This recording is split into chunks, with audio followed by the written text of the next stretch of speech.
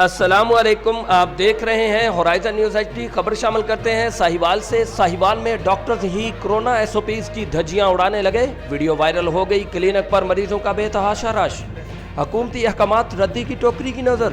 Child specialist doctor مجاہد کا clinic corona virus پھیلانے کا بڑا مرکز بن گیا، ضلعی انتظامیہ سے کارروائی کا مطالبہ۔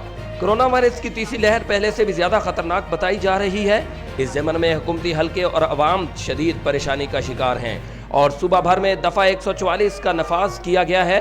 ضلع انتظامیہ کورونا ایس او پیز پر عمل درآمد کے لیے دن رات مصروف عمل ہے۔ ڈاکٹرز جو کہ فرنٹ لائن پر خدمات سر انجام دے رہے ہیں، جبکہ یہاں ساہیوال میں پی ایم اے کے اہم رکن چائلڈ اسپیشلسٹ ڈاکٹر مجاہد کا کلینک کورونا پھیلانے کا بڑا مرکز بن چکا ہے۔